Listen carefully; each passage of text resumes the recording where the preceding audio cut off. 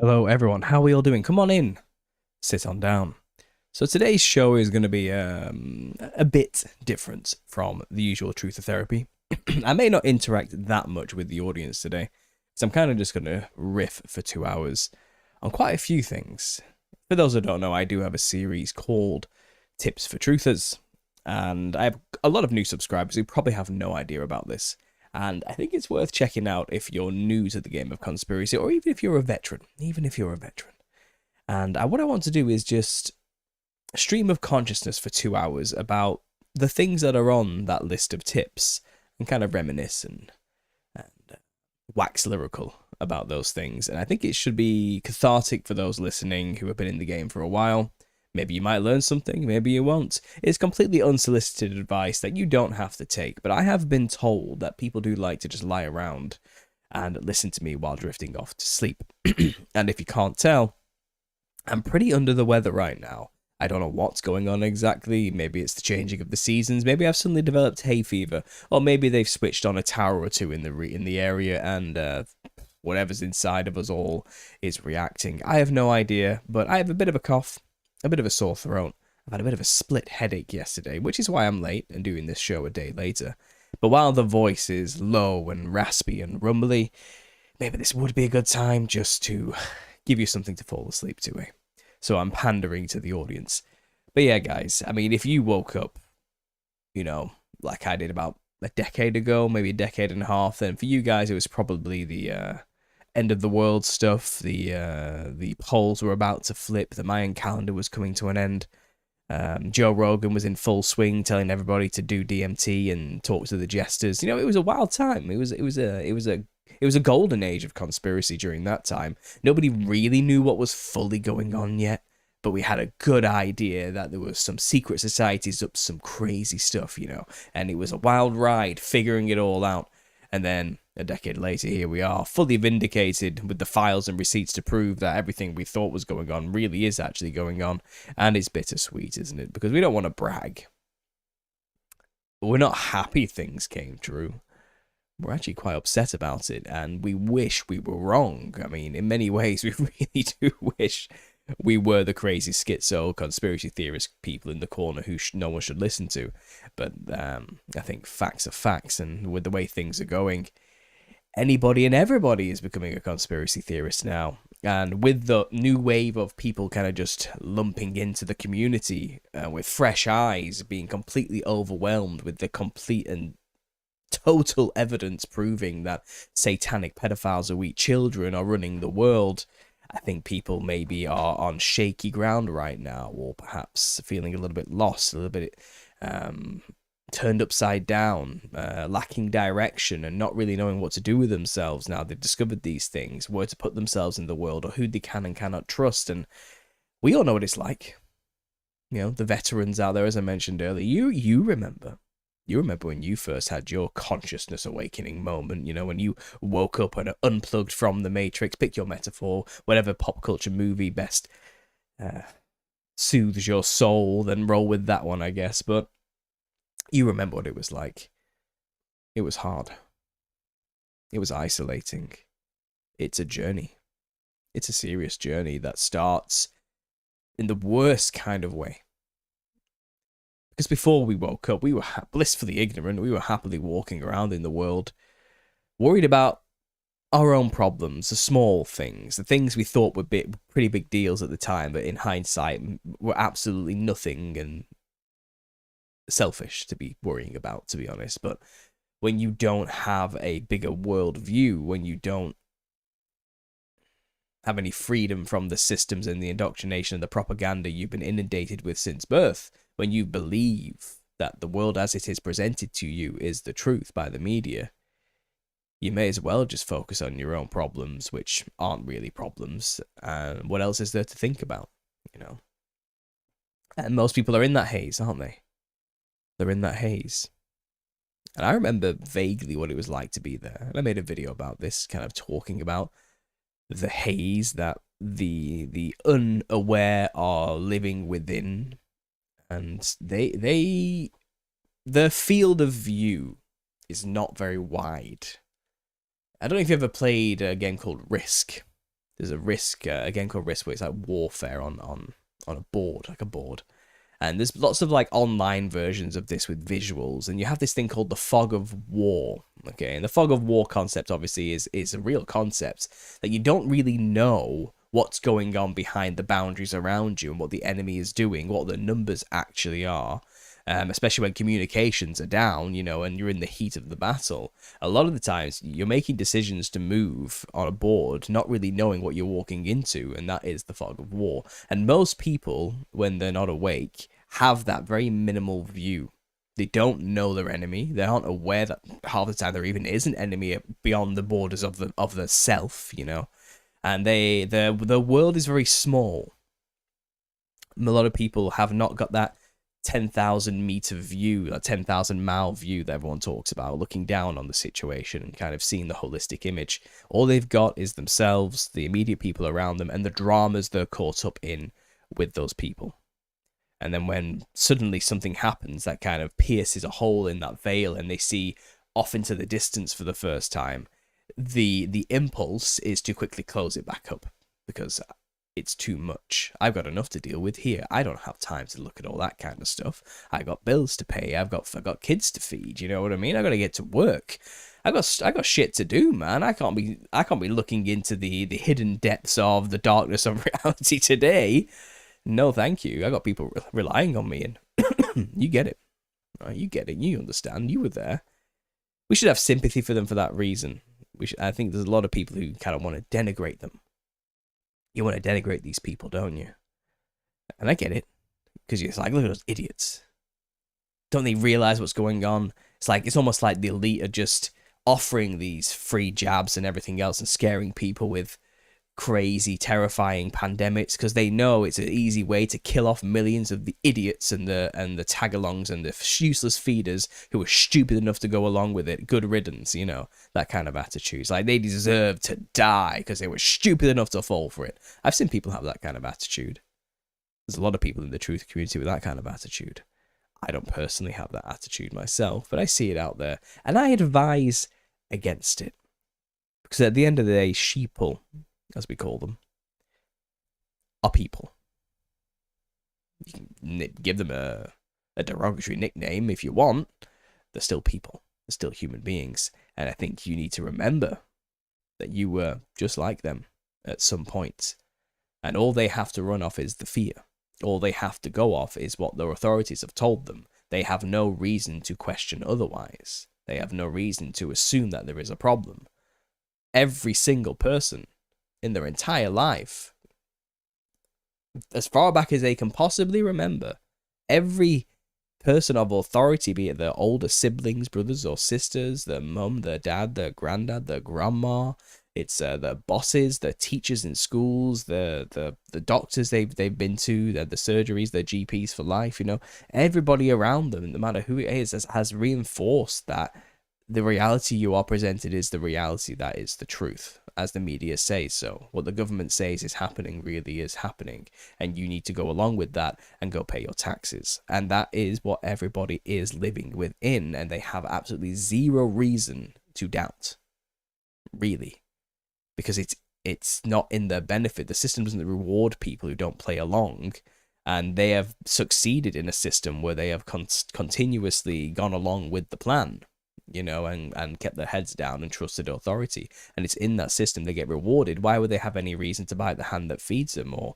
question it in any way as though they're being lied to or it's wrong? How can I be... What do you mean they're lying to me? The lights are on, aren't they? The roads work, the pipes work, the water flows, everything's great, you know, there's no problem. The heating's on, you know, I've got money, I've got my snacks, I've got my TV, I've got my subscription services, the car's running. How can you tell me all this is evil and people are evil in control when we have all this stuff and I'm fine and comfortable and happy and fat, you know? Why should they believe you? Why should they believe you just because you want to stand on your soapbox and say you're all... No, you're all fucking idiots. You all deserve to die. Oh, yeah, that's going to get them, isn't it? Yeah, that's really going to make them want to go, yeah, you know what? I want to know what this guy's talking about. Yeah, thanks for insulting me and calling me an absolute moron. That makes me want to stand there and listen to everything you have to say unquestionably and go along with your worldview from now on. Yeah, I mean, come on. Flattery will get you pretty far in this world because you're dealing with egocentric, narcissistic, small-minded people who don't have a very large world other than themselves. So if you pay them a compliment first and maybe tell them a joke, you'll be surprised how much they'll be willing to trust you and listen to you and maybe just hear you out, at the very least. It's not a good way to just start with the insults right off the bat, or to assume arrogance or assume ignorance on their behalf. You actually don't know how much they know, or on what level these people are aware of things, or how much they're in denial about things, because it is a process. There's like 5 steps to waking up. It's the stages of grief, and it starts with denial, and it ends with acceptance. And a lot of fighting in between, a lot of struggles and ups and downs and crying and questioning your very existence itself along the way. It's a process, and we have to be patient with people who have to go through it. Because when we woke up decades ago, literally, it was easier for us. I think we have to have some hindsight here. Remember that for us, things were still pretty vague. And there was still a level of reasonable doubt that maybe we're stretching here on some things. We don't really know what they're doing in these secret societies. We have ideas and good guesses and people telling us, but can we trust them? Do we actually know? And there was a level of, maybe we're just being a little bit weird still, because it was all new and fresh, and we were just kind of uncovering and unlayering the darkness underneath the surface for the first time. We didn't know how deep it really went fully yet, or to what extent we would find out solid, hard truths on the matter. So for us, I think we had a slightly easier time of processing these things with a sense of humor, a sense of levity perhaps, and like a sense of mystery and fun. Like we're uncovering a mystery, you know what I mean? But the people waking up today are bombarded with the worst possible situations every single day. They can't afford to eat. They can't fill their cars. It's constant war. Their young children are probably about to get drafted and killed. Everything's going pretty bad. There's basically this system that says you should eat bugs and own nothing and be happy. Property values are crashing. No one can buy a home. People can't sell their homes. The prospect of a pension or a retirement is becoming an impossibility. People are dying and dropping like flies left, right, and center while it's pandemic after pandemic, and people are being shot up and injected with all sorts of experimental things, which is probably fueling fun and going towards more deaths everywhere. Well, everyone's in perpetual fear of the next day because there is always a crisis every single day. These people are basically forced to wake up now when they weren't ready. And then they drop the Epstein files, and everyone is quite literally they've just admitted it. Yeah, we rape and eat children. What are you going to do about it? That's what basically these people have been confronted with. And I think the whole world right now, everybody is in the first stage. They're all in denial. Not us. Not you humble people listening to me right now who have been in the game for a very long time, I'm sure, if you've made it to this corner of the internet. But most of the people right now who are being slapped and forced awake, they're in the leave me alone just 10 more minutes phase. Let me go back to that dream, see if I can recapture it. You know that feeling. You've been there before, haven't you? When you had a really good dream and things were just seemed so perfect and were going so well. And then you wake up and you're like, no, please just let me. Maybe if I close my eyes and fall back asleep, it'll just continue where I left off. But that's not what happens. It gets weird, doesn't it? Doing those extra 10 minutes you try to get that dream back. It's kind of like a simulacrum of what you once had. You are imagining the dream as you remembered it, and you're trying to relive it, knowing it's not the dream you had because you're making it up as you go along in your own head, hoping that it'll kickstart, like trying to bump start the dream. This is what you're trying to do. It's like rolling a car along the road, hoping it'll just get going with this momentum. That's what you're trying to do, And right now, I think the whole world, at least the whole Western world, anyone who has access to the internet, is swept up in this whole release of information thing that's going on right now. They're in that give me 10 more minutes, no, the dream can't be over, just let me try and recapture it phase. And we were all there at some point. I think when I first started to uncover just how messed up all this was, it's probably when I went deeper into the heavy substance use. It's like going out partying more, drinking more. Let me just live my life and then enjoy my youth while I've still got it sort of like phase until inevitably it catches up with you and you crash and you're like, oh no, I've got to confront this mess now. This is not good. I have to change. We have to change. Is there any hope? Can we turn this around? Doesn't really look like it. Uh-oh, what are we going to do now? Guys, you got to see this. Come look. Please come look.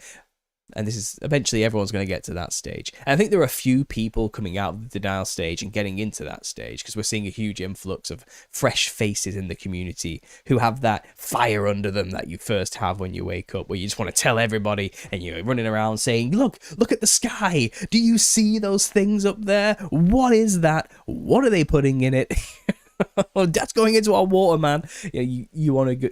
That's what's next. That's what's coming. We're going to see loads more people doing that now because they're opening their eyes, they're waking up, they're going through the motions en masse.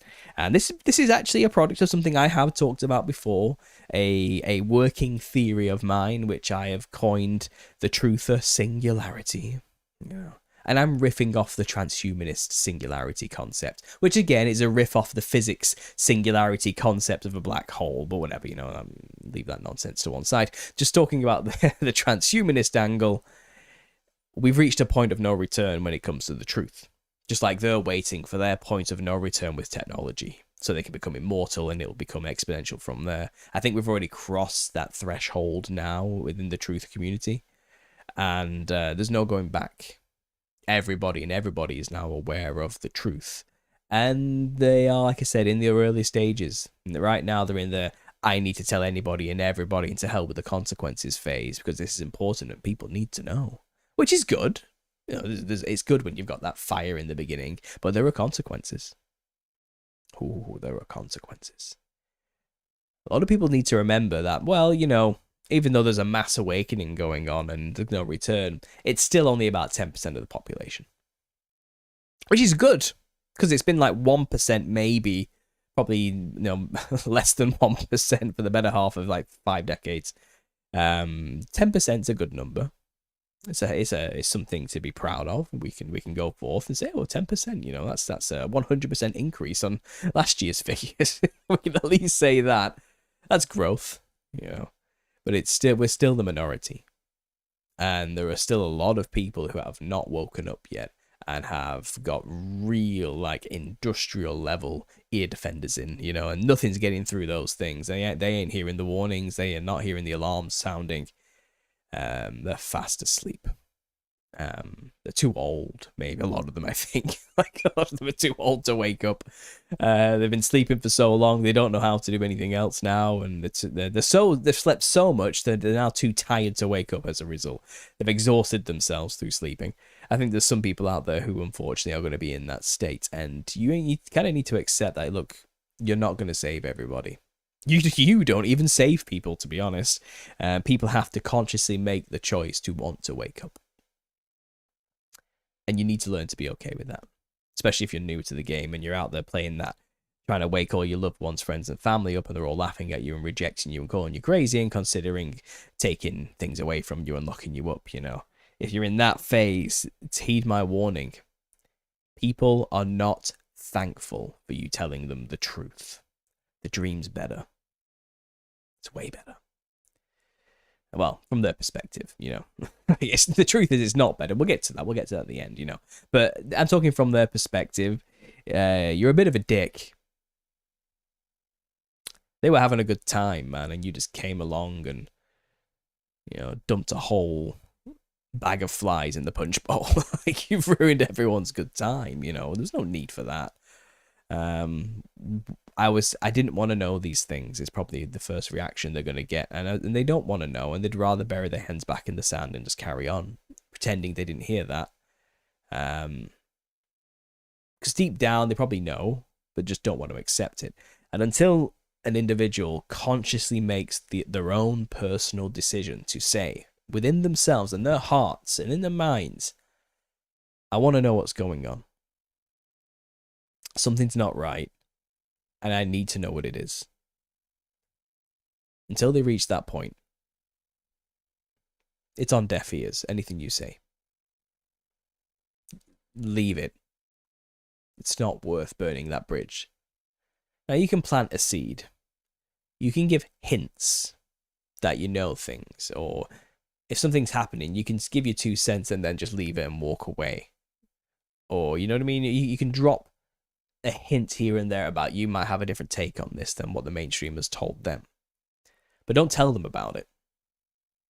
Don't do that thing where you end up talking for 2 hours straight at them about everything you've been learning, stringing from one topic to another in a stream of consciousness tirade that doesn't end, and then realizing I've been talking for 2 hours and they haven't said a single word. They switched off after like 3 minutes, you know, if they even got that far. And now you look like a bit of a dick, and they'll probably never want to talk to you ever again. Don't be that guy, you know. If they haven't asked, don't tell. And I know you don't want to hear that. People hate this advice. They really hate it, you know. What's that dentist phrase? Like 9 out of 10 dentists hate this. You see those adverts? I'm saying like, no, 9.5 out of 10 conspiracy truther types hate this advice. They do not like this. But honestly, it will save you a lot of trouble, a lot of pain, a lot of suffering. If they haven't asked, don't tell them. I'm serious. And you also need to be extremely careful. I mean extremely careful about who you choose to tell this to if you're going to go out on a limb and start telling people. Unsolicited, without them asking. If you're going to do that, if you must, be very careful. Now, I talk from experience, okay? I've made all these mistakes, which is why I'm trying to tell you not to do it. It's easier said than done. I know most of you are it's probably too late for most of you. Probably already burnt all these bridges and it's over and you're alone and destitute with nobody wants to be your friend anymore. I get it. You know, I get it. But be careful who you tell, and I'll explain why. So this mainly applies primarily to the workplace, I would say. It's probably the best example of an environment where you shouldn't be talking about these things. Okay? And the reason people hate this advice, first of all, is because they think I'm telling them not to preach the gospel or something. Okay? No, I'm not saying that. To be honest, if you were at work and in the break room you started preaching Jesus and talking about Jesus to people, they wouldn't be offended. They probably would go, "Oh, I didn't know you were a Christian. Whatever, you know. There's a church in every corner anyway." It's not wild to be a Christian to most people in the West, at least. You know what I mean? It's like, okay, they understand that. Most people get what a Christian is. It's not like a mystery or weird. It's pretty normal. So preach the gospel all you want. That's great. Yeah, absolutely. Whenever you have the chance, let people know about the good news of Jesus. It's never a bad time to talk about Jesus. I can believe that 100%, and there's no problem whatsoever. But maybe Keith, while eating his cheese and ham sandwich in the break room, doesn't need to know that they put nanoparticles in the mRNA vaccine and it's shedding onto people, and now we're all infected whether you got the vax or not, and it's going to work with 6G frequencies to possibly kill us all en masse. I don't think he needs to know that right now in the break room. You don't need to tell people stuff like that. You don't need to let them know that the monetary system is completely based on a false presupposition that paper money has any value that's backed by nothing when it used to be backed by gold, since the Federal Reserve has debased all currency, and now it's all based on a system going towards a cashless society where all your money's on a chip that's going to be embedded into your body in some capacity, whether it's holographic or physical. And if you don't go along with the social credit system and your credit system, your score gets a bit low, they might just turn off your money because you're not complying with how you should behave in that civilization within your 15-minute city where you won't be allowed to travel that far. Can you see the problem? Because I know you do it. I know you've done this. You've sat there and you've just gone on and on and on, and you hear it. While you're speaking and saying all those things, your head's going, "Oh my God, I haven't stopped talking. Why am I still talking? Look at him, he's not even interested, but it's still coming out of my mouth. Why am I doing this? I know I need to stop. I know I've gone too far.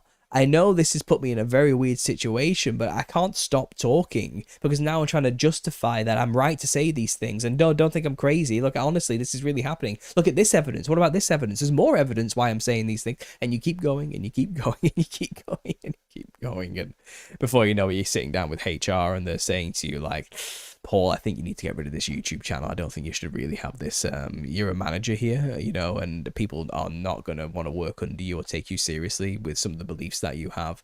It could be offensive to our more diverse, multicultural, rainbow collective staff, and they may not be comfortable having a boss over them that has such radical right-wing beliefs, which I'm not, by the way. I'm just basically a traditionalist Christian.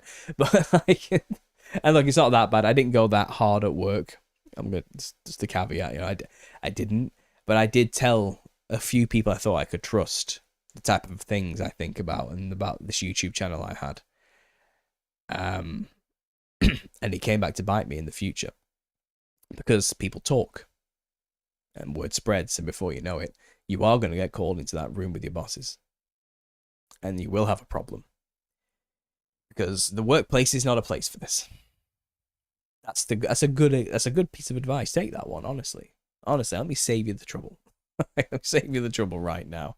Now, thankfully, I'm a free man now. I'm self-employed. I have no boss. I am my own boss, and I answer to nobody but God, and I'm happy for that. And I'm thankful and thank the Lord every day and praise Him. And I pray happily, knowing that I get to do this every day, even when I'm sick.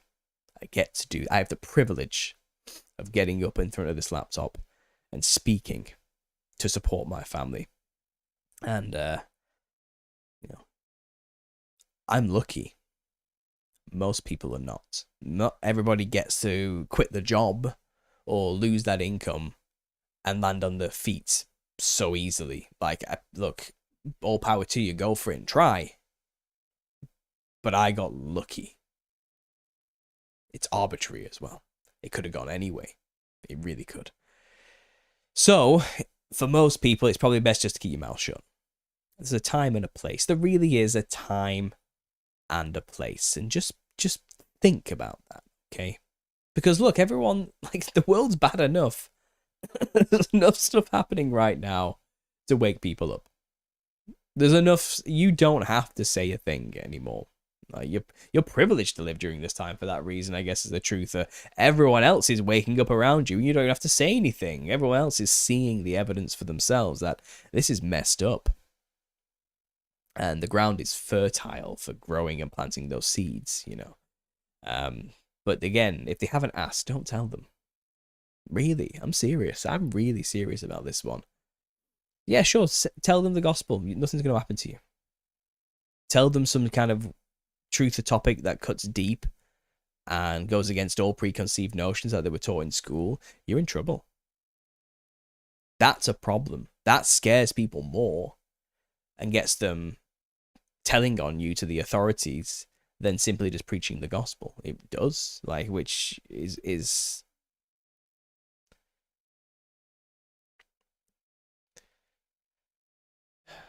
I don't know what it is. Because it used to be preaching the gospel will get you killed. So I'm guessing in this day and age, people just don't take the gospel serious. They just don't take it serious. They think it's a joke. And the secular world isn't threatened by it in any way.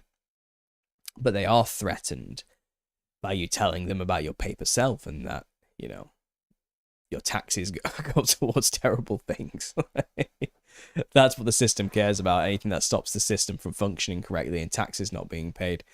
But talking about Jesus, you know, even most Romans during the time when Christians were around were like, you know, I mean, what are we supposed to get them on? They're actually model citizens. Like, they pay the taxes, they don't start fights, they keep to themselves, they're really polite and nice. They don't even swear. You know what I mean? Like, they just, all they do is just help the poor and help the community, and they render unto Caesar what is his, you know. They don't cause problems or stir up trouble, but like, the state sees them as a problem.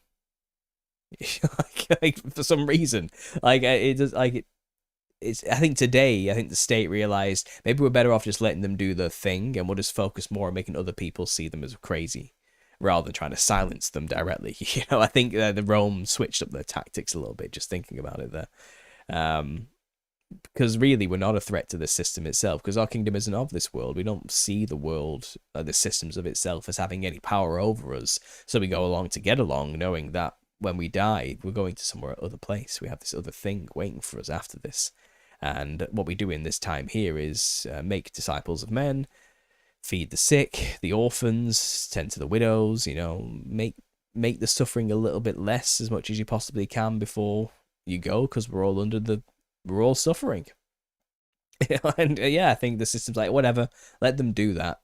As long as they pay their taxes and they carry on obeying the law, we don't care. And most Christians are like that, which is why I don't think preaching the gospel is that radical in the West right now. It's getting more and more radical to do it because of the rising opposition of alternative worldviews invading in European countries right now. But prior to that, the system itself doesn't care what you believe, as long as you go along with the science, shall we say, Because even then, like, you could say, like, well, I don't believe in the cosmology that they teach us, or I don't believe in the history that they've taught us, or that it's been that long, or evolution, and that might ruffle more feathers. But it's not ruffling their feathers because you're a Christian, necessarily. It's ruffling their feathers because you're saying that the predominant control method belief systems that they've indoctrinated children with in school is false. They're pissed off about that. They don't give a shit that it's because you believe in God and Jesus. Because there's plenty of people who don't believe in Jesus or the Bible or anything like that, who also preach that they've been lied to and the history books are a lie and that the science is a lie and the models are all lies, and they get pissed off with them too. But simply preaching Jesus alone, they'll just silence you, they won't attack you, they won't do anything else. They'll just make other people think, they'll character assassinate the idea of a Christian, not even you individually. So they'll just pump out a new TV show, a new indoctrination, a new propaganda show, whatever it is, and bring out another Ned Flanders parody type, caricature of a Christian on a new popular show, or another crazy child raping priest, or some kind of or an exorcist who fails miserably, or some kind of demon fighting nun to trivialize the whole concept. They'll bring something out to trivialize Christianity even more into nonsense and fairy tales, rather than attack you, the individuals themselves. Because all they have to do is control perception. That's all they have to do. So like I said, when people hear me say, be careful who you tell the truth to, they say, like, I will not hide the truth of Jesus Christ. You're a shill for trying to silence me. It's kind of like, you didn't listen. Shut up, you didn't listen. You have no idea what I said, do you? You did not hear the nuance. And I'm not even there's no nuance to what I'm saying. Preach the gospel all the time, whenever possible. Do that. But if it's just conspiracy topics, keep your mouth shut. What's the point? Why destroy your entire life and make it just worse for yourself and isolate yourself and be alone in this world where it's already hard enough? Over things that are just, conspiracy topics. Really, when you think about it. But I get the urge to do that. I know you want to do that. But the fact is, there's no point anyway, because they don't want to hear it. And they're not going to want to listen to you until they want to listen to you and say, I want to know. So there's no point in burning those bridges and making your life significantly worse for no reason and losing your village that can help support you when things get hard. Because they will get hard. We all age. We all get sick. Things go terribly wrong all the time, arbitrarily to any of us at any moment. The flood is always coming. Individually speaking. And you're going to need those people around when things go hard. And those sheeple aren't that bad after all when you actually realize you need help and you need support. It's, so there's one piece of advice.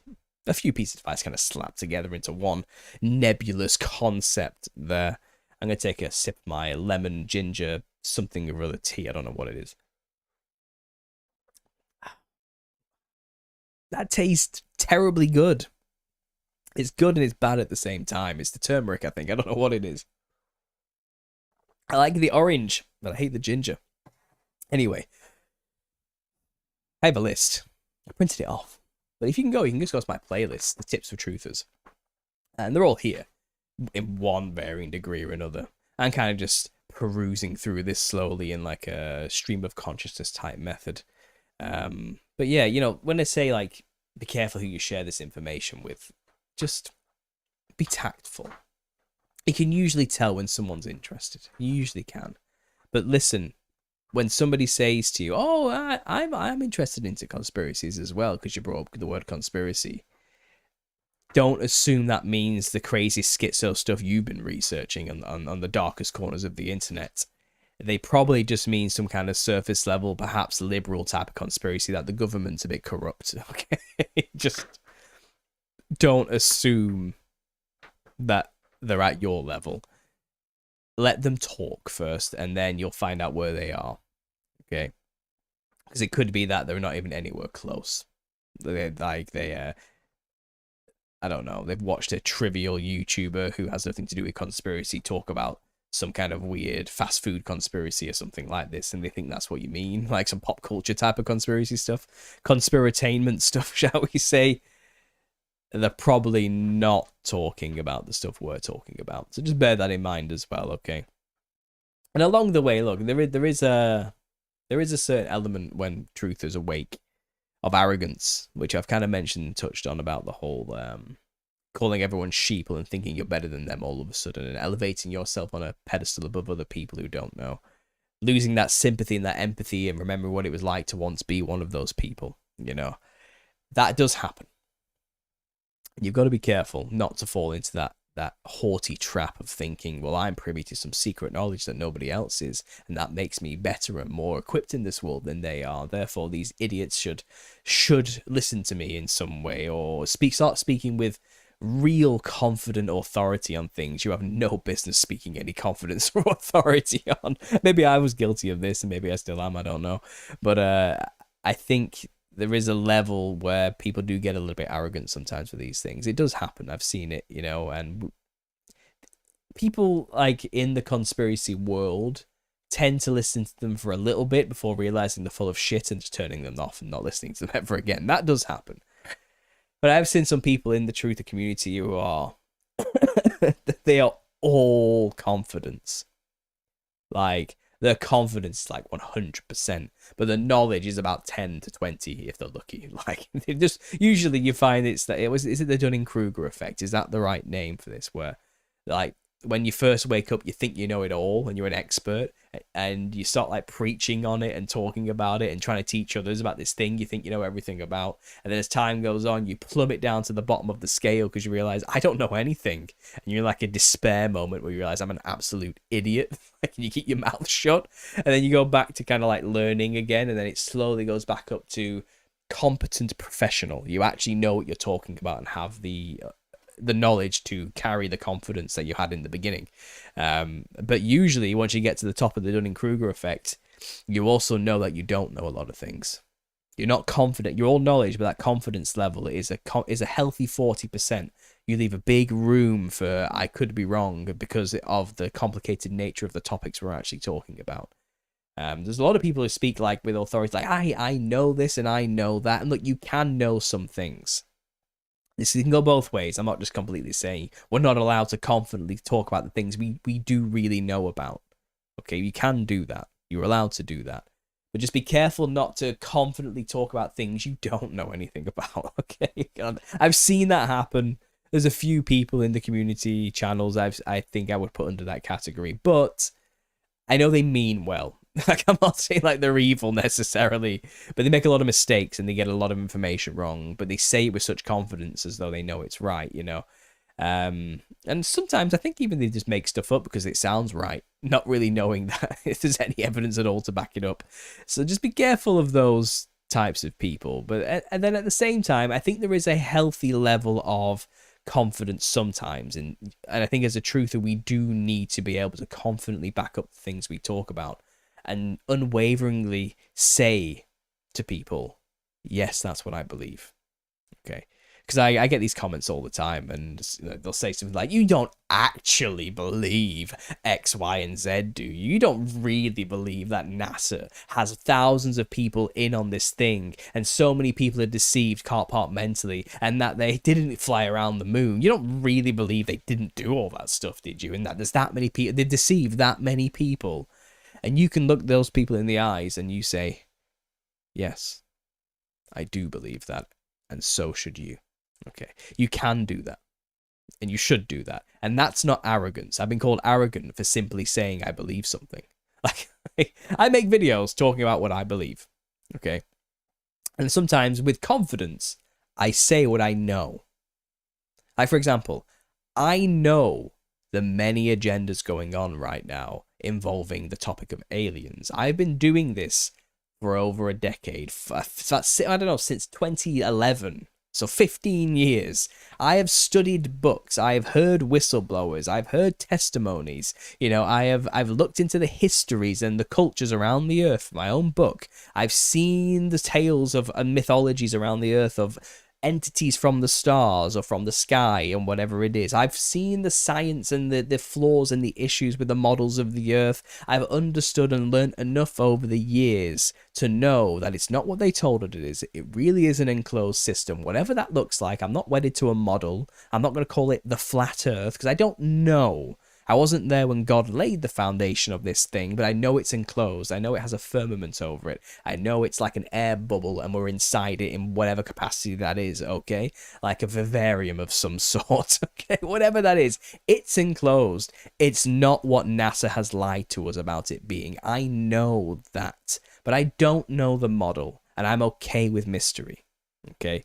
And I can confidently say that, and I will say those things. Therefore, because of the deductions and all the research and everything I've done over the time I've put into this, where I have taken the time to take apart the narratives I was programmed with from birth, from all my authoritative institutions that I naturally go through, and we all go through, I have sat down and questioned them healthily, with a heavy level of skepticism, and looked into the claims that were made and taught to me as a child growing up into adulthood. I have questioned them and found they are lacking, and found that there are alternative views and there are other ways of viewing these things, and there are other teachers and other methods, and there are other ways to perceive reality and measure things and understand the way things function than to what we were taught and told. Yet these people come to me who have not done that, and they call me arrogant. They're saying with confidence something that I know is a lie or is true, such as there's no such thing as aliens. They are definitely from the earth, and the only thing we have from all the books, not just the Bible, is that they are in some way a malevolent force that's currently disembodied and working with an interdimensional means. So we're talking about demons and angels from a biblical perspective. And that's the language I use because I believe the truth in the word of God, who fully explains all this phenomena and has not let me down yet or proven to be false yet in my own research, where I did take the time to question whatever I was taught and look into alternative views on things. But these people who haven't done that work, they look at me say this stuff and they go, "You're arrogant. How dare you have the audacity to say that these people could be wrong? How dare you have the audacity to have a contrary opinion to what I believe," is what they're basically saying. And it's, look, yes, some things we have to be confident about. We do. We do know things. Okay, and we're constantly being proven more and more right as time goes on about the things we were laughed at for and had our lives ruined for not even half a decade ago. Okay, we have the winning hand here because we have the truth. And look, we're not definitive 100% about everything. Of course we're not, because we're working from the dark. I always leave that 60% room, but I do know 40%. And I'm allowed to talk confidently on those things. Okay? So don't let those people come at you. Don't let the bastards bring you down. That's another piece of advice. But at the same time, if you're fresh and new to the game, you're going to make a lot of mistakes. And you're also going to believe a lot of things you're not going to believe in a few years' time if you've just started your journey. It could be that you're still in the alien game. And you think it's the Anunnaki and Nibiru and the 13th planet stuff. You could be in that. You could be like a New Age truther right now, and you're working on realigning the Kundalini energy in your chakras and opening the third eye. You could be in that realm right now. It's all wrong. It's all a deception. It's all a part of the New World Order stuff. But they have a lot of truth. So you think you're privy to some new knowledge, and you're waking up, and your consciousness is expanding, and you're going through all that stuff. But I can guarantee in about 5 years' time, you're going to be a Christian. I'm not just saying that because I'm being arrogant. I'm telling you because that's observable. It always happens. It happened to me. It's happened to a lot of people who are talking right now or in this chat. It happens to every single one of them. You might go into the Gnostic Christianity first, from New Age to Gnosticism, and then you'll start looking into the Essenes and all the different types of Gnostics in the Christian sect, because you still want to be a magical special wizard person. I get it, but then, then maybe you'll go into like Orthodoxy or something because they have the cool black robes and all the rest. I don't know, but you will inevitably get back to the basic gospel that you cannot save yourself and Jesus Christ did all the work already. And if you accept his sacrifice, you're saved. The basic gospel. You'll get there eventually. But you have to kind of go from the New Age to Gnostic to Christian pipeline if you've gone in through the conspiracy route. That's the typical repeatable pattern I've seen over and over and over again. If me simply telling you this right now can save you some time and get you to the end quicker, then, take it. I hope it does. I hope that's what it does for people. It probably won't. You probably won't listen to me. You'll still have to go and persist in your folly for a long time, and maybe you'll gain some wisdom, and the wisdom starts with the fear of the Lord. I can tell you that right now. And I'm not saying this as like, well, I'm wiser than you. No, I am shit scared of my maker because I understand he can unmake me. I know where the real authority lies in this world and how significantly short I have fallen as a wretched sinner, and I am unworthy of the sacrifice that has been made for me and all of you to save me and give me a way back to a father that I insulted greatly, and that's love. That's true love. Like, it's I'm not saying I haven't suffered my retribution here in the physical world for the consequences of my actions. I have. But when it comes to the spirit, to the soul, I have been forgiven, and that's fine. That's the best I could have hoped for. I wasn't asking not to suffer the consequences of my actions. God won't stop that, but he forgives you either way. And it's I don't know why I started talking about that, but believe me, I'm not trying to sound like I'm like better than people because I got to Christianity. I think a lot of people hear that kind of stuff and they think again like, you arrogant Christians thinking everybody else is all evil, and it's kind of like, no, it's not that I like think everybody else is evil. I know everyone is evil. Like, I don't care how good you think you are, you're not. You're not. I know what you're getting up to behind closed doors. I don't know the specifics, but I know it's horrible. You know it's horrible. God sees it. I don't care what facade you put on in public. I don't. And this is the thing. Christians, we truthers, we call them out on that. And I guess a lot of these people in the New Age, they don't want to believe in something like sin or guilt or shame because it's like, well, that's negative energy, man. Positive vibes all the time type of stuff. And I get that, mind over matter stuff, and being positive is good for the health, good for the soul. But only when it's justified and you deserve it, I would say. And are a lot of us falling short of that, especially in this day and age where everyone's out for themselves.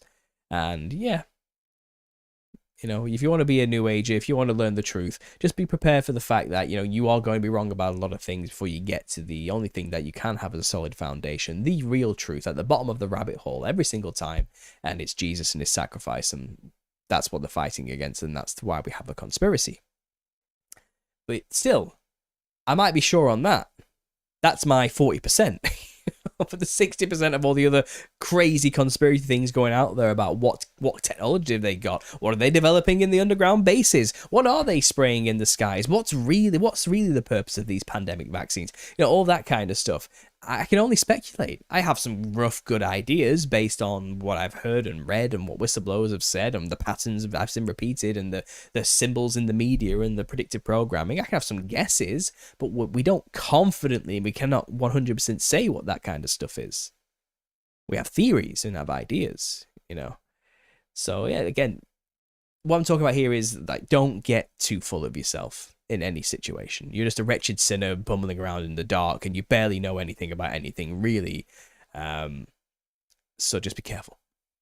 Just be careful, because the problem is he gives people this, that some people out there can't handle knowing a little bit of stuff or having a little bit of knowledge or a little bit of power. It goes straight to their head because we lived in a world where power is like gold. It's like a currency, you know. And you find a lot of corruption in every group where this happens. And then it ends up turning into a cult because somebody thinks they're special.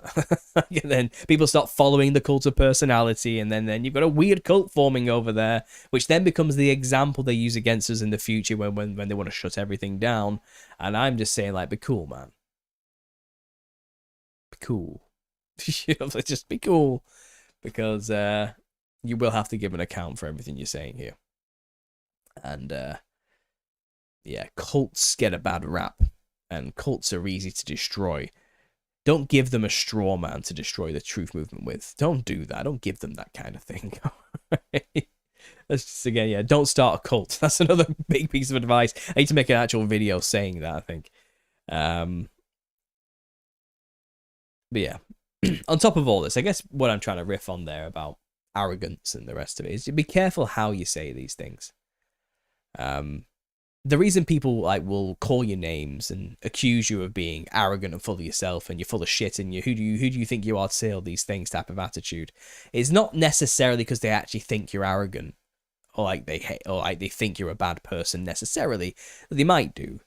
It's because they have been personally offended, because what you did was basically shoot a gun past their ears. Like you unsheathed your sword and wafted it around in their face, you know.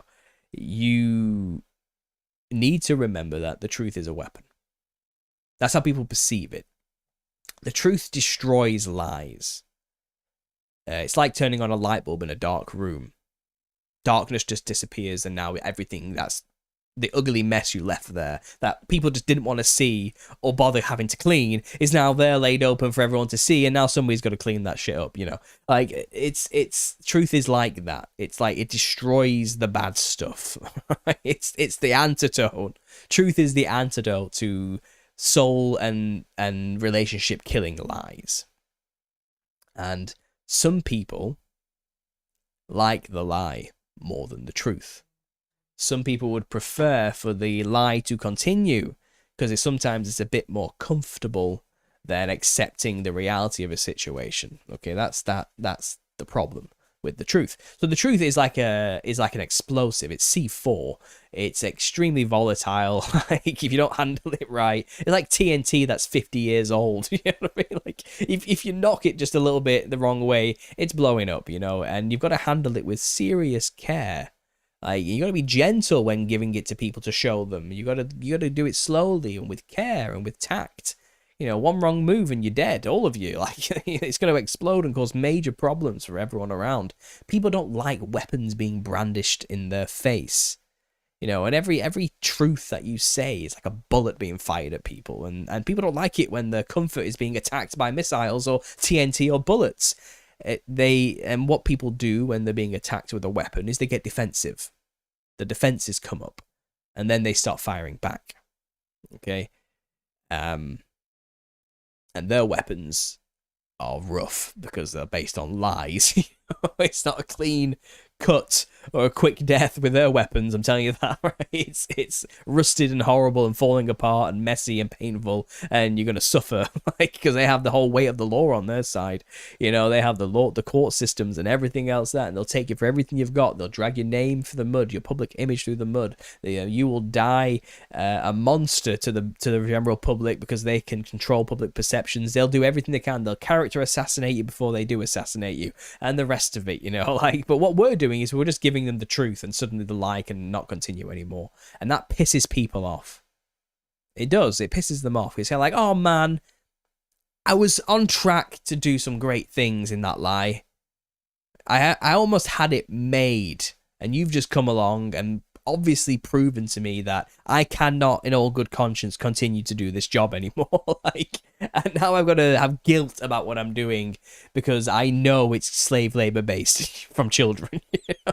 Like something like this. Like people don't want to know. They want to. They'd rather not know how the sausage is made. You know what I mean? And the truth is a weapon, so you have to be careful with how you're doing it, and with how you handle it, and how you show it to people. Okay, look, everyone can appreciate a cool sword. You say, come check this out, and you get it out sheathed, and you gently take it out on the table in front of them and say, yeah, check it out, look at this, look at the edge of this, isn't this shiny, isn't this neat, isn't this cool, look at the craftsmanship on the handle, you know what I mean, look at the way they've done this, look at the epoxy resin that they put in here to make this marbling effect on. Like, start talking about the intricacies of it with them in a calm way, be cool about it. Be like, it's a really cool sword, isn't it? We can appreciate it for what it is. It's a really cool weapon, or it's a really cool truth. When you actually consider what this thing's capable of, this thing can do this, it can do that, it can end this lie, it can destroy this lie, it can bring this, it can do all sorts. You can even use it to carve a future for yourself out of a tree and build a house, whatever. You can talk about it with them from like a detached perspective, or you can just take the thing out and start saying, look at this thing, and start throwing it around at them. Look at this, like, and they'll just go, whoa, what the hell? Like, this guy's waving a sword around in the office. Like, just call the police. Like, it's going to go one or two ways, isn't it? Start seeing it that way. Think about it that way. Okay, and then maybe you'll think about it before you pull out that weapon at the staff meeting or wherever it is you are on. Or you say you're stacking shelves with some co-workers and they were just happily filling up the confectionery section with some chocolate buttons, and you just come along and start like saying, check out this 9mm I've got here, and start like aiming it at them. Like, just don't do that. Okay, maybe say, I've got this cool thing I want to show you after work. I've got this new weapon, right? I've discovered this new kind of weapon, this new truth. Like, and I think you'll be interested in it. Like, if you're interested, just on the next smoke break or whatever it is you're doing, like, I'll show you this thing I've got on my phone. You check it out. Let me know what you think. Do that instead. Like, there's calmer ways to do it. Don't make you seem like a crazy person brandishing around destructive, radioactive bombs. I don't know.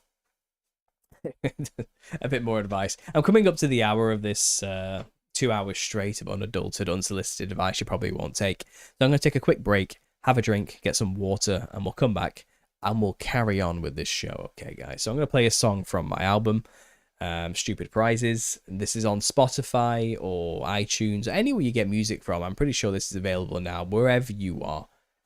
Before I do that, I will have to plug in my headphones or we're going to get feedback. So I'll quickly do that. But yeah, guys, you can get this on Spotify. I'm going to play for you. Let's play Ruins. I don't play this one very often. This one's called Ruins. Go check it out on Spotify if you haven't already. I'll be back in 2.5 minutes.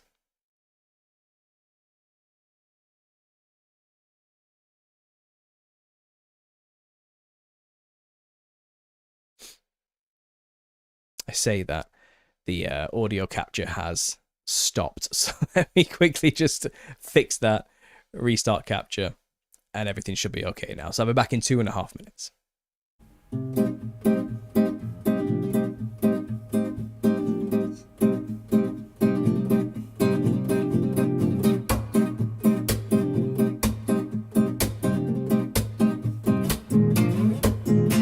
And I know what to say.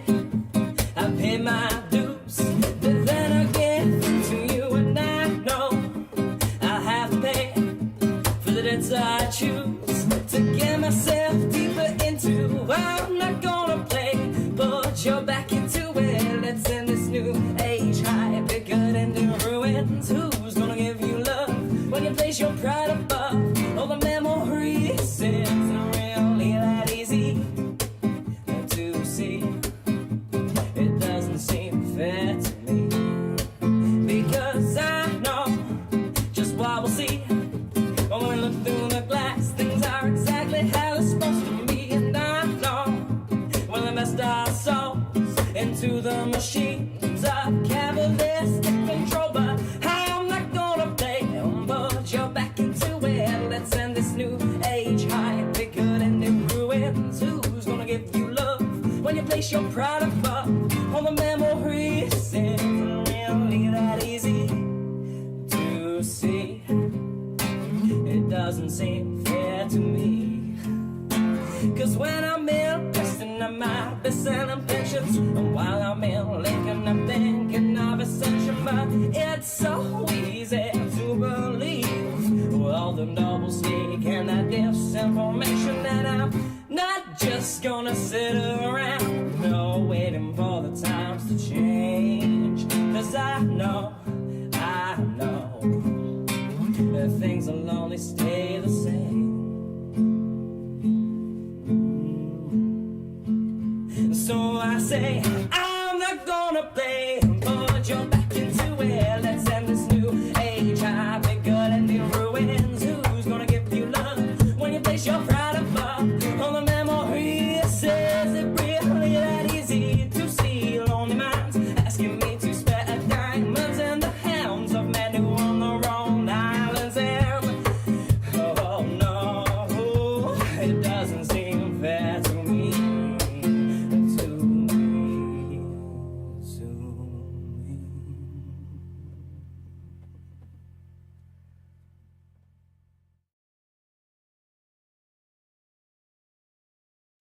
Okay, and we're back. I've got some water. Feels a lot better. My throat was getting dry then, I'm not going to lie. But I'm back. We're good to go. It's good to see the chat lively. Everyone's just having a nice little conversation between themselves. I have not looked at any of it once, so I've not paid any attention. So if you've said anything interesting or anything funny that I should be privy to, catch me up after the show in Telegram and let me know if I missed anything. I'm sure my wife will let me know whatever's been going on as well. Amy says, gonna chop some weeds and listen. I love you all for good conversation and great teaching of Paul. Just in case I don't comment much. Well, thanks, Amy. I see something. People listen to me when they're gardening or driving somewhere or trying to fall asleep or doing the dishes. You know, something like that tends to be when people listen to me talk. So I'm just gonna talk. I'm just gonna talk and try not to answer too many questions or trail off because the advice can keep going, and I've got quite a lot to say really. And Ghost Hardware says, "Amen, Paul. God sees into the soul of your belly. Does he?" Thank you for that much needed reminder. Yeah, you know, again, I can't go too far back in the chat to be honest. I've probably only got like 10% of the chat. I don't even know how many people are even listening. Who's listening? Let me have a look. 169 people. That's some good numbers. I'm okay with that. That's pretty good.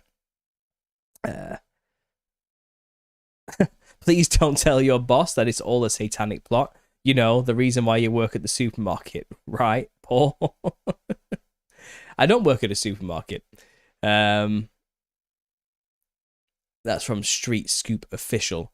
No, I don't. Well, I used to work at a supermarket. Yeah, I used to. I became a deputy manager of an Aldi.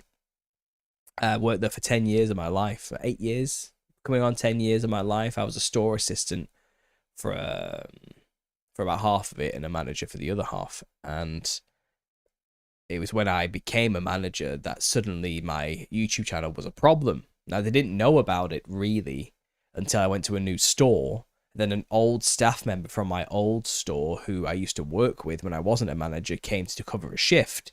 And then he just told everyone at my new store that Paul's the crazy conspiracy theorist with a YouTube channel. And that was it then. You know, and I was trying to like keep that under wraps. Hoping nobody would notice because I knew there'd be consequences, and I just came in one day and I knew something was wrong. I just knew, like immediately knew. The morning I woke up, I had a feeling, and I got called straight into the office, and my area manager was there and everything, and it was a horrible conversation. And I had just got the job, the promotion. I wasn't willing to lose it.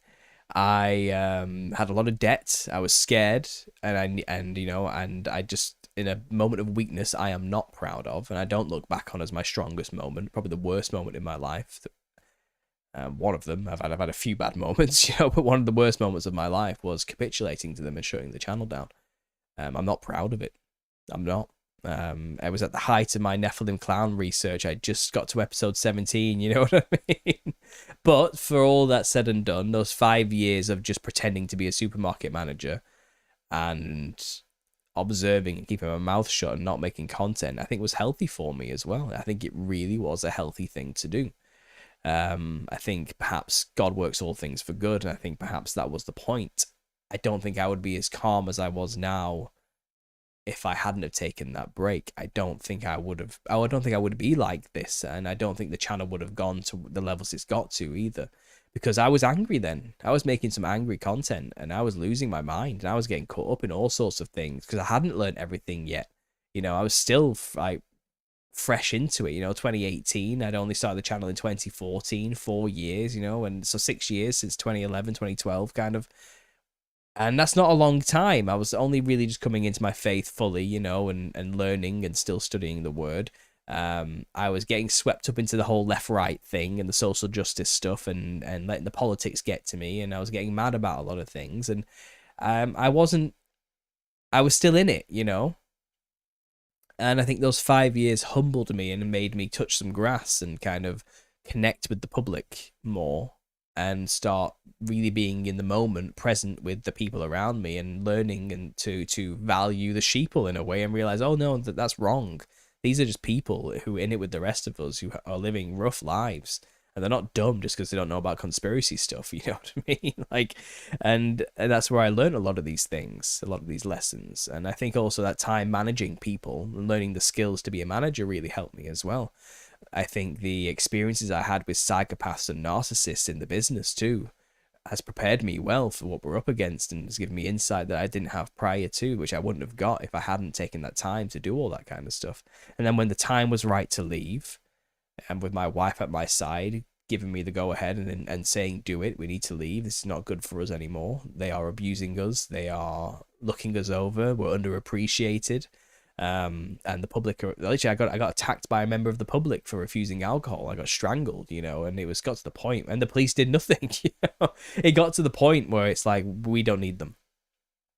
I think God was pushing me out at the right time. After going through all the COVID stuff, I saw it firsthand. So all firsthand. The whole 2 meter, forcing people to keep masks on, the 2 meter distancing stuff, the public reactions, the attacks of general staff who were just trying not to get fired, you know what I mean? Desperate to keep food on the table during a time where everything was crazy and terrifying for everybody. And I kind of witnessing all that as well firsthand as boots on the ground experience, I think it was perhaps going to prepare us for whoever's coming next better as well. And I think that time, that 5 years, as much as I regretted leaving the channel behind for that time, I think was necessary. I think it helped teach me a lot of things. I think that hiatus, that sabbatical, we'll call it, where I went into the world and pretended to care about KPIs and, you know, productivity market targets. Like, it got to the point where I had to stop lying to myself. And it's kind of like, this is not who I am. I'm a creative person and I'm going to do what I want to do in my life, you know. Like I said, we went and tried to start a photography company. It didn't work after it. The first year was okay, but then the second year just was dead in the water. But thankfully, because I restarted the channel because I was beholden to no one, it took off. And then I wrote the book. And yeah, since 2023, this is me now. Like I took a leap of faith and it paid off, and I got lucky. But I'm thankful for those 5 years where I built a life, got my head screwed back on, pulled myself back from the brink of the black-pilled abyss in a sense, you know, and I suppose this advice I'm telling you is really, it is okay to take breaks. If you're really in this, you've woken up and you're kind of falling down the rabbit holes and the rest of it, and you've kind of been doing it for a while, and you realize, oh, I'm getting a bit weird. Like, I haven't really connected with people in a while. Like, I can't remember how to socialize. If you've been doing it for too long, you'll lose yourself, man. You will lose who you are. You will forget who you are, and you'll just become this regurgitating monster of conspiracy nonsense, you know, of like death and despair and misery type of thing. And I think it's not good for your mental health. It isn't. This stuff is not. It's hard. It's traumatizing. It's PTSD inducing stuff. Like, learning how things actually operate in the world is really terrifying. And it's not good to stare in the abyss all the time. It really isn't. And look, if you find yourself kind of losing it or getting sad or depressed or kind of angry and having outbursts and the rest of it, it's time to take a break. It's time to switch off the stuff and go out and do something. Do something productive for your own life. Just tune it out. Tune out the noise. Look, the world was burning before you came along. It's going to keep burning when you go take a break. It doesn't matter. You made no impact. Like, I made no impact. No one makes any impact in this, okay? Like, when you really get down to it. All right, Jesus has already done the work. When you get down to it, the soul's saved, and the world will be renewed at the end of all this. But while you're in the thick of it and realizing how your fellow man is being abused, we're here. Go take a break. I'm here. I'm not taking a break right now. I'm here on the front lines, doing what I can, spreading the truth and trying to get people to wake up and planting seeds and the rest of it. We got this covered, man. We'll cover your shift. If you need to go take a break, go take a break. Take 2 weeks to yourself. Take a month. Take a year. Take 5. If you need to go and do that, go and do that to gain some perspective, realign yourself, pray, talk to God, focus on the purpose in your own life, build something, build a community, build a family, do something that you have been given a life to go and live and have it abundantly. Go and live your life and have it be fruitful and abundant with all of it. Go and do that. Don't waste it. Just doom spiraling on conspiracy stuff. Okay, like I said, this is work. When I'm in the office, this is when I get to do this. When I'm out of the office, I am with my family. I'm with my children. I'm watching them grow. And it's my immediate surroundings, the health and well-being and the care for my wife and children. Okay, and that's where my joy is in life. That's what I get to do. I get to be with my children and watch them grow and teach them, and the rest of it. And it's wonderful. Like, it's a good circumstance, and I don't bring this to that because there's no point. All right. But there's a time and a place. That's another thing as well. And look, it takes a long time to be able to do that disassociation and to leave things where they need to be and focus and have that work-life balance, that truth of life balance. You know what I'm talking about? Like, I get it. It's rough. It's rough. It's hard to find that at first because it's all encompassing. It's all consuming of the mind at first. And you got to go through the stages, man. You got to go through them. What are the 5 stages again? Let me find them. 5 stages of grief, because it is really that. 5 stages of grief, and I bet there's like a hidden 6th one these days. So, denial, then anger. You got to go through all the rage, all that kind of stuff. You got to go through the bargaining phase where you think, maybe I kind of go back to live in the world. Maybe it's not that bad type of stuff. Then you go through the depression phase when you realize that's fruitless and hopeless. And then you get to acceptance, and acceptance is where you realize I'm in the world, but I'm not of the world. I still have a life to live here. I still have bills to pay, people who I need to look after and care for. I can't change the world, but I can alleviate the suffering to those I love around me in the immediate moment, and that's the most we can hope for. Maybe what I do here on YouTube might reach more people at a distance who are nebulous to me, who I don't know personally. Maybe we can all do that kind of work. And maybe we can go reach out to our community and help people again immediately around me, feeding the poor at soup kitchens and the rest of it, and helping people, helping the homeless and whatever it is. Like, just giving that time to others to alleviate a little bit more suffering. That's always good. We can at least do that. Okay? But that's acceptance. That's acceptance that all I can do is care for my family, my loved ones, and those in my immediate circles and around me, my community. I'm not going to save the world.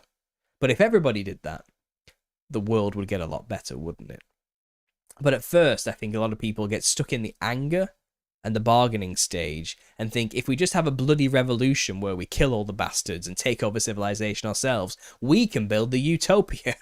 That's just an endless cycle. Because that's what they're doing. That's what these people who rule the world right now are trying to do. They think they're starting a revolution and going to kill all the idiots, and they get to rule and everything will be perfect again and we can have the utopia. Then the people who kill them have the same philosophy, and it's endless in a cycle. And I think a lot of truthers, especially if they don't have that foundation in Jesus and like that pacifism, which is not weakness, but more of an understanding of a time and place, when these things are necessary. And also that temperance of anger is kind of, what do you call it, being a soldier in a garden or something like that, than a gardener in a war. It's better to be a soldier in a garden than a gardener in a war, I think the idea is we keep the peace in this world as best we can, but understand when it's righteous indignation and anger is necessary, and when to say no and put boundaries in place in this world is necessary, and to stand up to evil when it's present in front of us. I think a lot of people have this nebulous idea of like a evil, and I'm going to go take it to evil and take the fight to them. And it's kind of, the problem is with the 1% who are doing all this to us is they're always changing. It's always changing. It's a spiritual thing that's guiding these people. And to stop that is to put our faith in Jesus Christ, that they are already a defeated enemy. Everything they do and the works in their darkness can easily be exposed by the light of Jesus Christ and his sacrifice and the truth, the light of the truth. All we have to do is tell the truth and at least not say things we know to be lies, consciously deceive others. If we can stop doing that or call that out when we see it happening, that can destroy the system peaceably and change things peaceably. But a lot of truthers who get stuck in the anger, bargaining, depression phase, they're the ones who want to go and fight. They're the ones throwing Molotov cocktails at the capitalist pigs, you know, that kind of stuff, which is really just destroying some poor guys like their own little like corner shop company or something, not really understanding the nuances of how this actually works. It's a process. It's a process. But acceptance, I think you get there faster by taking these breaks.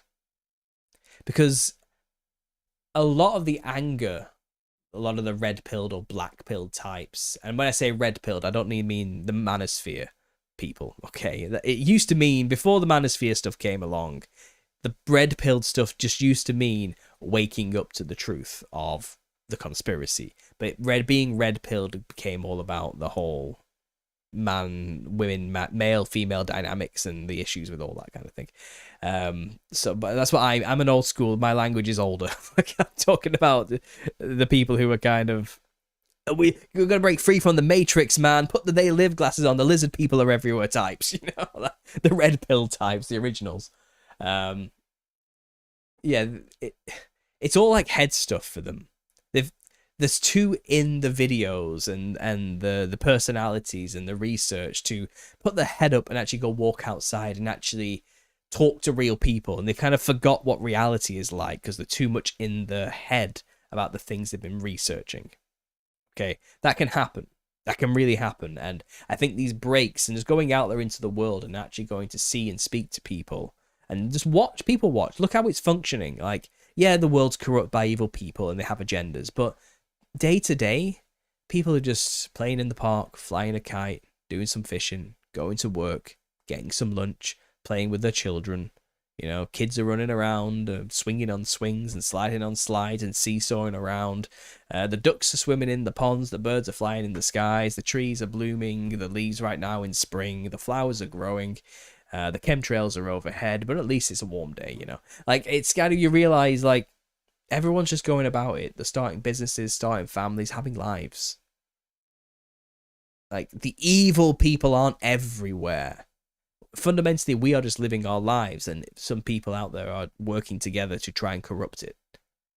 But most people go along to get along and don't really pay much attention to that kind of stuff because they don't have the time to. Realistically, life is going on out there, and you'll miss it. You'll miss it if you get stuck and don't reach the acceptance phase. And to get there, look, man, you've got to take those breaks. You've got to take those breaks.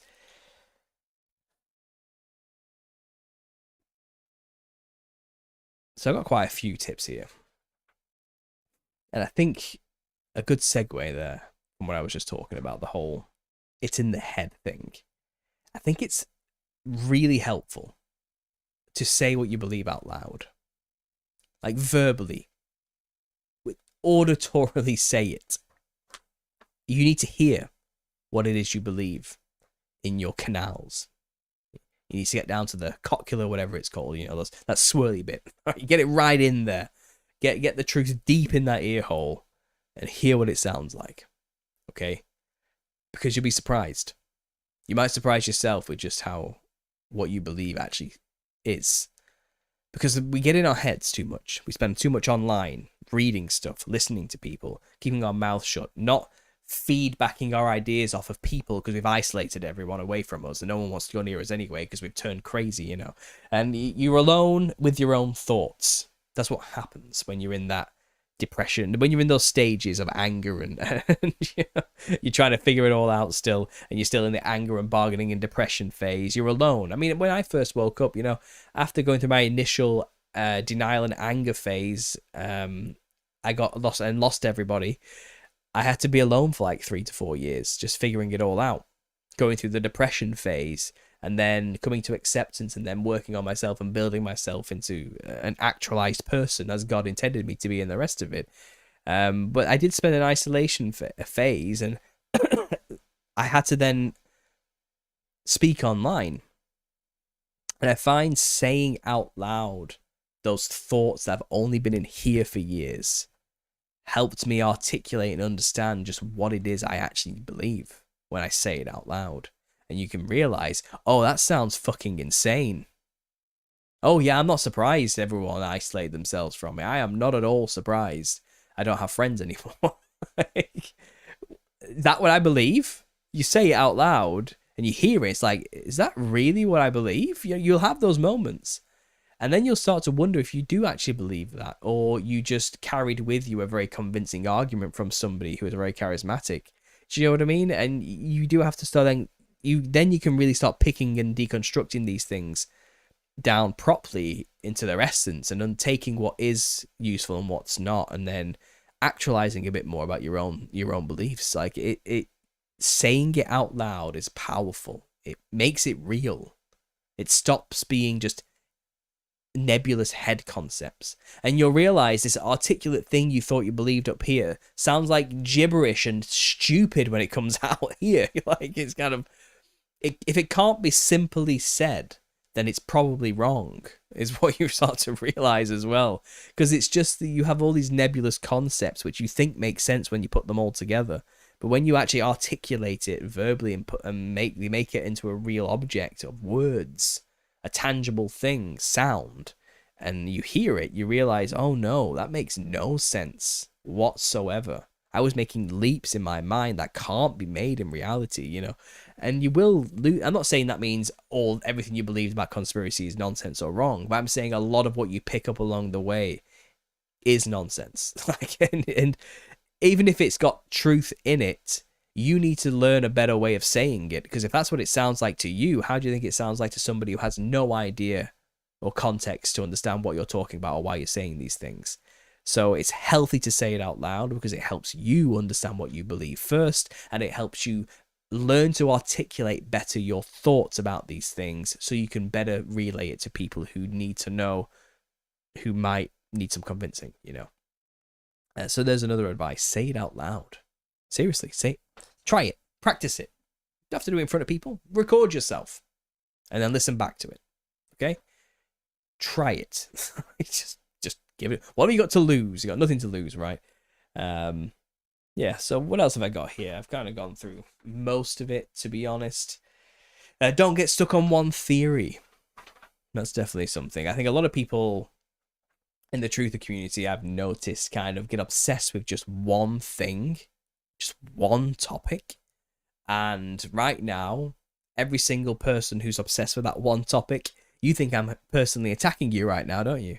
And you're going to leave some comment about it, something saying, no, screw you, this is the only thing you should be talking about. If you're not talking about this, then you must be a shill. Why aren't you talking about this all the time? It's the only thing. I find it strange that you don't talk about this topic all the time, because you should be if you're a real truther, because this is the only thing that matters. And yeah, everyone thinks that about their special little topic. All of you do.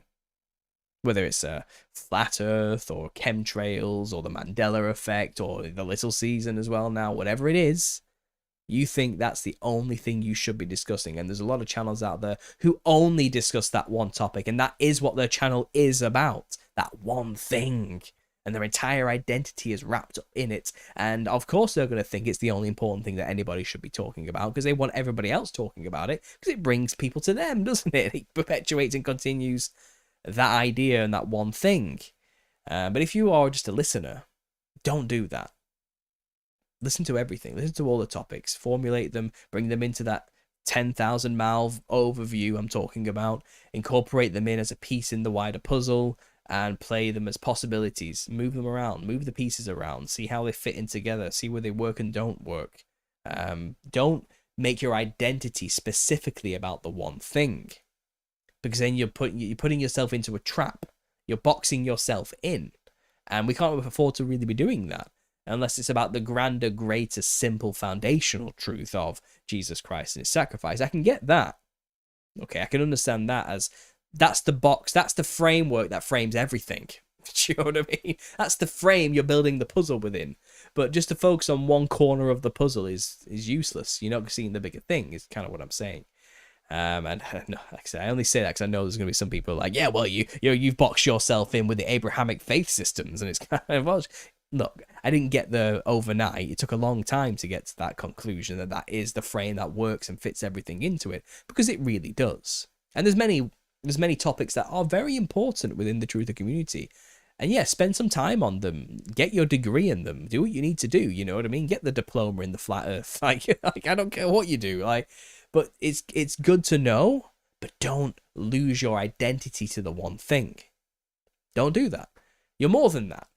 Like we're all more that we are more than one topic. Don't be a one-trick pony. Keep it open. Discuss everything, learn everything, add more to your repertoire, more ammunition to your truth weapon, whatever it is. Like, just keep it going. Keep it going, keep it fresh, always learning. You do not know it all. Don't plateau and get comfortable on just one thing. All right? I don't care how nice the community is. Branch out. And if that community shames you into going to other places, then it was a cult. All right, it's that simple. Just bear that in mind. It's easily done in this community. It really is, because we're dealing with powerful, paradigm-shifting topics every single day. And when people are that unstable and unsteady and being pulled to and fro with the beliefs and ideas, and the world's falling apart, it's easy to want to just latch on to something, and so you feel safe. And these are my people. I'm going to stay here, you know. But you've got to let go and move on sometimes, and keep going and keep growing and keep learning. Okay, the only thing you should be latching onto as the solid rock and foundation of all of this is the truth that Jesus Christ died for your sins and resurrected from the dead and paid the price in his blood for all of your iniquity and sin, so you now have a way back to the Father. You are redeemed, you are saved, and there's a place for you in the new heaven and new earth after you die. You're covered through judgment. Have that as your solid foundation, and walk upright, and while you're here in the flesh, live it. Live it. Don't box yourself in. Okay? What else have we got? I've gone for an hour and a half already. And maybe I'll open up to a little bit of a back and forth in the chat after this, because I can go on forever. If you're interested, there is a playlist called Tips for Truthers on my channel. I'm going to visually show you how this works. I think some people don't actually know that that's an option, you know. I think there are actually people who don't realize there are playlists on my channel. I don't think people get it. And look, I don't know if it's an age thing, or I don't know necessarily. I'm not judging people for this, but look, if I share the screen with you, let's properties, recapture. Yeah, what you're looking at here is Feels Real's YouTube channel. He does compilations where he's raging against boomers, and I watch it for research purposes more than anything, and he gets some good compilations like people's attitudes together. So if you're wondering what that is on the screen, that's what that is. Feels Real's YouTube channel. Yeah, go check him out if you haven't already. It's some interesting compilations, honestly. You'll get some. I've gained a lot of perspectives listening to these rants he presents, like from random people. But yeah, what I've got to do, I've got to go to properties, restart capture. There we go. So this is my channel. Now, if you're wondering, look, see this tab here at the top, home, video, shorts, live, podcast, playlists. Click on them. There's a lot of stuff here. If you go to videos, you can see all my videos that are just that I have to upload individually. Okay, I record them, add images, upload, publish. These are those videos. All right, I put time into these, a lot of time. I also upload all my interviews where I've been on podcasts. They're all here too. But that's only because they're individual uploads I have to upload myself. Okay, if you go to playlists, right here, playlists, it's all here. All those interviews and collaborations, all 161 of them. If you click on this, and they're all there. Okay, they're all here, going back, way back, okay? Wherever I've had a big, long talk with somebody else on their channel or mine, it's right here, okay? A huge backlog of things to go and check out. But that's not all. If you go back to this in playlists, I got here, tips for truthers. This one here with the yellow. If you click on this, lots of videos here going way back. Look how thin I look there. Young Paul, but still driving around making videos. Old school, okay? Look. Goes back. There's lots of tips here. Lots of advice. Go and check it out. If I go to the Millennial Kingdom stuff, it's all here. And the order is based on most popular right now. So this is not in time order or anything. Maybe I should have put it in time order. So it's a bit jumbled up. But everything I've ever done on the little season, collaborations and all, is all kind of here. I might be missing a few. I don't think I put everything in here necessarily. Sometimes I miss a thing. But things that matter, important, things that'll teach you some stuff, they are here. You can go and check them out. But then there's also, I didn't put every single interview I did on other podcasts here. There's a lot of them, you know. So yeah, go check that out. And then I've got the Nephilim Look Like Clowns stuff, all here in a big playlist. You go check them all out. 67 videos on the Nephilim Look Like Clowns. All in order, you know. We got up to episode, what were we on? 44? We got to episode 44 there. I'm sure there's a new one. 45. That needs rearranging. That needs to go up here to the end of the season. Where is it? Where is it? It goes up to 51, 49, 48. 45 episodes of the Nephilim Look Like Clowns right there. Go and check them out, okay? Go and check them out. And then some extras. Loads of extras. Yeah. I think people just don't know there's playlist options here. I got all my random ruminations are there. Every single episode of the Truth of Therapy sessions is here. That is available. Some of them are not, unfortunately. Some of them got banned and deleted a long time ago. But 125 of the 129 we're on now are here as well. And then all the live Q&As are here as well. You can go and check them out. Some artwork. But if you click this live tab, every single live show is here. And I think some people don't know there's a live tab. Like, I do 2 live shows a week. They're all here. You can go back a long time. You can just keep going back and back in time. Really far back in time. And you can see that, yeah, when I came back, look at this. I'm in my shed at my parents' house here. Look how young I am. 8 years ago. You can go all the way back, honestly. Like, and I don't even know what I said then. Surprise me. Go and uncover some stuff I said in the past, because I don't remember. Was I right? Was I wrong about some stuff? Who knows? We're always learning. We're always growing. Go and check it out, honestly, because I really don't think people know this. Like, I've been told by people. I had no idea you had a live tab and a whole new world has opened up to me. I was like, okay, well, if that's a problem, I should probably go and tell people, click the live tab. There's so much more. Right, there we go. So I'm showing that. I'm just making it clear. I really just don't, some people just really don't know. They don't know. They don't know. I don't know why they don't know, but they don't know. So there we go. It makes binge watching easy. Usually busy when I listen. Feels good to be part of the discussion, says Prometheus. Well, thanks for being here. Thanks for listening. That's all that matters. Even though I look peaked, don't I? I'm not well, guys. I am not well. I don't know what's happened. My wife is now coming down with the same thing. My son's had a cough as well. It's something's in the air. I don't know what it is, but I feel rough, like really rough. But I'm here. I am here. Love your lists. I've watched so many. I binge occasionally and rewatch some, says Amy. Well, thank you, Amy. Thanks for that. I really appreciate it. Stay away from the trapdoor because, yes, while there's something down there, you're acting the weirdo and it's annoying people again. Yeah, just don't be weird, man. Don't be weird is probably the best advice I can give about being a truther. Because, like, I've given this advice hundreds of times, what I'm about to say. And it really is important, okay? You kind of need to know who you're dealing with. If you want to be in the business of like reaching people with the truth, if you really sincerely actually want to do that, then you've got to learn how to do it. It doesn't come naturally for most people. It doesn't. It really doesn't. Okay, some people are not equipped to talk to other people about this stuff. I'm afraid. It's just some people, maybe their strengths are in something else. I don't know. Like, and everyone's built different. Everyone has different skills. Everyone's different, okay? And look, when it comes to this topic, I think it helps to have a bit of charisma, a sense of humor, and some patience, okay? Don't be weird about it. Because people, especially those who are still in the system, a heavily capitalized, commercialized system, where they're used to things coming in a certain package, in a certain way, presented by certain people, with a certain style and a certain look and demeanor about them.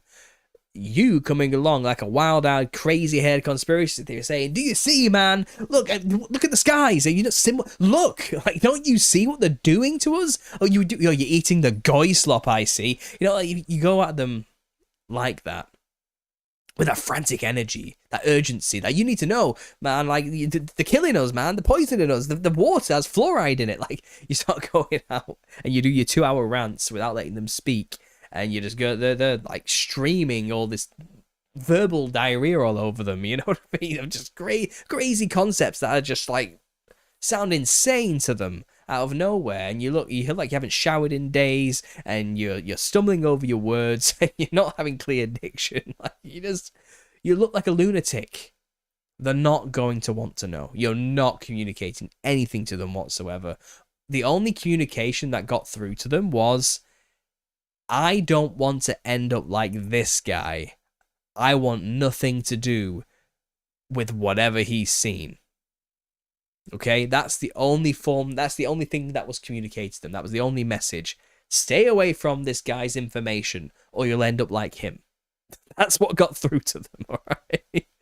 So, if you can present yourself more like a down-to-earth, normal person who just happens to know a thing or two about some stuff, and it clearly hasn't affected you to the point where you've lost your fucking mind, then maybe they'll say to themselves, maybe it is okay to learn this kind of stuff. I mean, he's got his head together. He seems cool.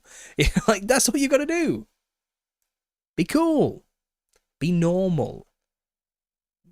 Just don't be weird. Don't be stuck up. Like, don't be like arrogant about this and like lord it over people or position yourself. Don't do that. Just be normal. Be a normal. You remember what it's like to be normal? Just be that. All right. I'm not saying act like a sheep or something, you know what I mean, and pretend to be in the world type of stuff. No. Stand firm in your beliefs. Proclaim it boldly, yes. But don't be weird about it. You know what I mean? Right? Do you? Have you forgot? If you've forgotten how to do that, go and touch some grass. Have a break. Take a break. Okay? Whatever that looks like for you. I don't care how you do it. I don't care what you do to relax. Go and do that thing. Right? Because you're no good to anybody. Frantic and all over the place. Still in the middle of the 5 stages, not quite suddenly figuring it out, and just stumbling all over the place, looking like a lunatic who needs to be sectioned. And look, I'm not saying that reaction isn't justified. Just do it in private. Right? Of course it's justified. They're eating the kids. Like, I'm not saying it's not justified to be angry and pissed off. It is. Just don't make a public display of it, because you're not convincing anybody then. You're making it worse. Like, way worse. For us and for yourself. As a collective group of people trying to get the truth to people. You will become the example the media put the camera on. You will be the stereotype that they will use against us. Okay? Don't be that. And if you don't think you can go out in public without being that, maybe you shouldn't be out in public. Look, I'm joking. Look, it takes practice and time. It takes time and practice. You've got to go out there, and you've got to calm down, actualize, build a life, integrating the knowledge, and just, if you're angry, it's not ready to go out talk. You're not there yet. If you're wrapped up in some political stuff and you're blaming particular groups rather than understanding that there are powers behind all of this that are orchestrating these things, you haven't quite reached the level yet where you should be saying anything to anybody. You probably only, in fact, anything you do in that state of mind is probably going to help the enemy, because they're in the game of division. Duality, dividing everything wherever division can happen. Wherever there is harmony, they turn into chaos. Where the yin is flowing with the yang, they're going to do something to stop that from happening and make the black the white enemy. rather than letting them flow harmoniously together, okay? Like, they're going to turn them into enemies. Some dualities can be good and harmonious. They're going to somehow make them enemies instead. That's what they're in the game of doing. And usually, if you're picking like a political side or an ideological side and drawing lines between group peoples on the earth type of groups, usually that's them doing that. That's the enemy doing that. It's divide and conquer tactics. As long as we're killing each other, we won't put our attention onto them. I'm not saying we should be killing anybody either. We should just relinquish the power they have over us and take back our authority. That's all we actually have to do. They only have power in so much as we remain ignorant to them or capitulate to the fear they put onto us. That's it. As long as we believe the lies they've told us, they have power over us. As long as we accept the things they put upon us because we believe the lies they told us, they've got control over us. But as soon as you wake up, realize the truth, and just say, no, like, that's it. They've lost power. They don't have it anymore. Like, it's gone. They can't force you to do anything at the end of the day. Yes, look, they can take your life. But that's why the foundation of Christ is necessary. Because that fear of what they could kill me is what keeps you in line. All right? That's what keeps you from saying the thing. But if you understand that death is not the end, that's it. You're free. You're free. And I think they use the fear of the finality of death that the secular world has put onto people to control people, mostly. That's the big one. And Christians are a problem in so much as they don't seem to have any worries about that. So they don't shut up. They keep going. And I think this is the philosophy of like the Nephilim Death Squad. I don't know if you've heard those guys before. Of being like a dangerous retard is what they call themselves. Like, they're too stupid to know that they should shut up. So they just keep going. Like, so they're a danger to the system because they're too retarded to know that they should stop speaking. Like, I know it's crass language, but we can all appreciate a joke here, right? This is not against people who are actually mentally disabled. The concept is they're too dumb to realize that they should have shut up a long time ago, so they don't stop talking. And in a sense, that's what Christians, I'm not saying they're dumb, but they have that confidence of, well, I'm going to speak the truth and speak it boldly, and to hell with the consequences. What's the worst you can do to me? Kill me? The truth still stands and it continues without me. And if you kill me, you just make me a martyr. You make me, treasures in heaven or even more, whatever. Like, it's kind of the attitude, like that's why it's a major problem for the system. It is. And I think that's why they don't bother attacking individuals very often in the Christian community, because it's like, it's fruitless. It's not going to stop them. So all they can do is turn public opinion against Christianity. The ones that haven't yet found Christ, we need to make them think that Christians are idiots. Okay, that's all they can do. So it's all smoke and mirrors, isn't it? It's all smoke and mirrors, really. Their authority is non-existent. It only exists because we accept that it exists. And if enough individuals actualize that truth and accept it and live it and start not complying peacefully, things would change. We would be free. We would be free. And we're on our way. Right now, there are a lot of fake truthers out there. I'll tell you that right now. There's a lot of alternative media who's out there posing as a truther. There's a lot of them. You should know who they are. It should be obvious, to be honest. They have millions of subscribers usually. They're ex-media of some kind, ex-mainstream media of some kind. They have odd roots with the CIA somewhere along the way. But even then, even if it's more subtle than that, they're in the business of political division. It's the left versus the right.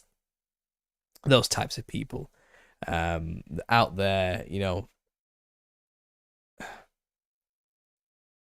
still acting as though you could maybe vote your way out of this in some way.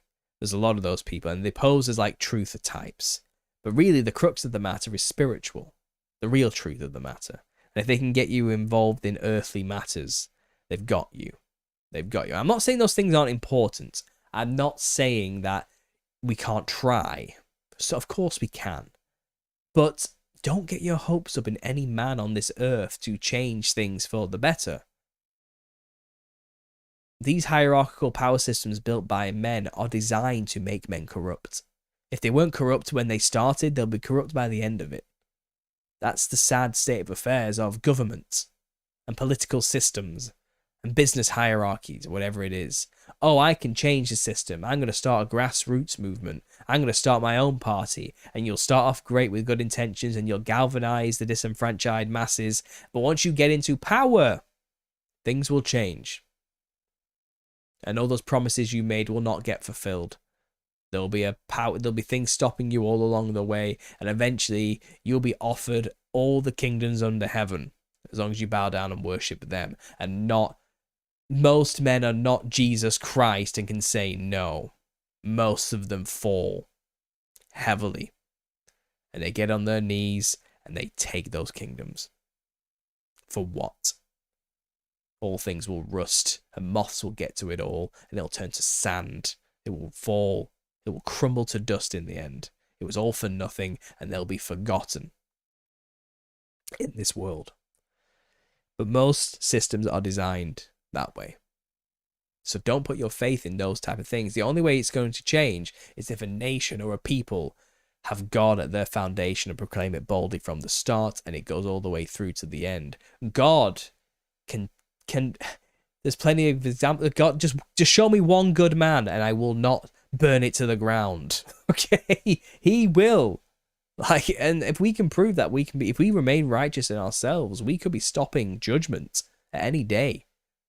You know what I mean? The day of the Lord, people like us, we could be pushing it back as long as we just stay truthful to him and do what we can and try our best. Don't take the offers when they come our way. But the problem is these systems are designed that way. This world is designed to corrupt you. So don't trust these truthers out there who act like it could change if we just vote the right person in or things like this. It's the wrong solution. It's the wrong solution. I'm not saying don't try, but don't get your hopes up. It's the wrong thing to put your hopes into. At least there are more truthers out there saying that, and it really does. And just to finalize, just for my own petty reasons, if a truth is telling you that aliens are real, they haven't got the full picture yet, or they're a liar. They're either dumb or a liar. I'll say that too, okay? I know that too. I'm not being arrogant. I know that for a fact. I do, okay? And you do too. You really do. And if you haven't figured it out yet, you just haven't researched. You haven't looked at the obvious evidence for all of those things. We are too far into the truth game now to still think that aliens from space exist, right? They are very terrestrial beings, these things. They might be interdimensional, but I don't think the spirit world and the physical world are separate from one another as we perceive it to be. They are of the earth. They are stuck here. They are the disembodied spirits of the Nephilim. And we also have a heavily high-dimensional, interdimensional aspect called angels that created these things that can have a body and don't have a body whenever they damn well please. Okay? They are beyond our capabilities in terms of time and space as we understand it through Newtonian physics. We do not wrestle against flesh and blood, but principalities, spiritual wickedness in high places. Okay? These things are there, and they are not aliens from space. We should be way past that now. And it's not just simply the Bible that says that so, even though it does say it so. Every culture on the earth knows about these things and has the names for them and has discussed their interactions with them. They're not from space, okay? They never even said they were from space when they did have a first run at this before the flood. They didn't. They called themselves gods, creators of the world, and they didn't even change the model to be a globe then either. Now they've just changed it and they're trying a new lie. Don't fall for it. We're past this now. Okay? We are way past this. Catch up. Do the work. Seriously. Anyway, guys, I'm almost at 2 hours. I'm going to wrap this up and we're going to leave it. I hope you've liked the advice there. It's just something to listen to while you're trying to fall asleep, I'm sure. you want to clip this, share this, do what you want. You can. I'm sure I will. I'll probably put some clips there, make some epic ones with images in the background, condense the message down without the ramblings and the you-knows in between. I'll do what I can. I'll do what I can. Annabelle Albion, Paul, I watched the Hour of Our Time documentary about William Cooper. What do you think of him? CIA killed him. Well, William Cooper was one of those people in the early days I listened to a lot of. He definitely helped me. Behold a Pale Horse, his book. And yeah, I think the man was very clued into a lot of things. I think he really was. And he predicted 9/11 before 9/11. And then Alex Jones stole his work, and the whole thing's a mess. If you haven't looked into that, look into it. I don't think I can get thoroughly into it right now with 9.5 minutes left, but I think they killed him. I think they did. I think it was timing. They weren't ready for him to reveal that much truth yet. Okay, and that's the problem, right? Everything's externalized now, so we can get away with it now. Bill lived during a time where he gave away too much too quick. He discovered too much too fast. And these controllers wanted to control the flow of information then. Just before the internet became what it was, and the rest of it, I think they silenced him. I do. And it's sad. It's very sad. But I also think he himself may have been lied to about a lot of things, about his military experience, about the underground military bases and stuff. And I think he believed he knew what was going on down there, but I think he may have been told lies to go and say as well. And I guess it can get complicated, you know what I mean? Was he a perfect man and flawless? No, but he did the best he could with what he had. That's for sure, with the information he could get at the time. Yeah, I do think they killed him.